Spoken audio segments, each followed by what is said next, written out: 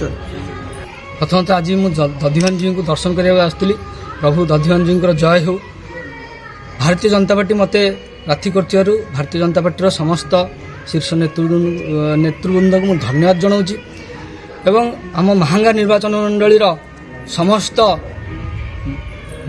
समस्त अधिवासी को प्रणाम जनाऊँगी और आशीर्वाद कामना करछि सेमाने आमको आशीर्वाद करी भारतीय जनता पार्टी को विजय करंतु।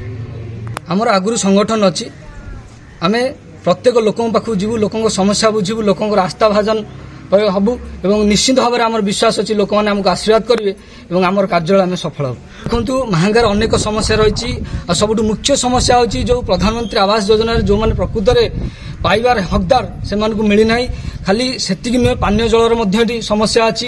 एटी आपण यदि देखिए सबु प्रकार दुर्नीति एटी दलीय आधार भत्ता बंटन कराऊँगी राशन कार्ड क्या धमक दिखाई कटाई अनेक समस्या ये रही से सब समस्या पर आम कम करूँ और आमर विश्वास अच्छी जो लोक मैंने आमको आशीर्वाद करेंगे और भारतीय जनता पार्टी को विजय प्राप्त करे। देखो आम विगत बहुत वर्ष है देखी आसुचु जो भाई शासन चलती महांगार जो भाई दुर्नीति चारिड़ू घेरी रही तो प्रथम थर पर आम सुमंत घड़े को जड़े स्वच्छ राजनीतिज्ञ हिसाब से पाइबा पाऊँ जड़े समाजसेवी हिसाब से पाइबा चाहूँ। राजनीति गोटे मध्यम से आपणई समाजसेवा करने एवं यह बहुत राजनैतिक जीवन को बहुत आगू नब आम समस्त महांगावासी आशा विश्वास अच्छी सुमंत घड़े एक सुदृढ़ महांगा निर्माण कर आमको बहुत सहयोग करेंगे एवं दुर्नीति मुक्त महांगा को करने निश्चित परिवर्तित से अच्छा।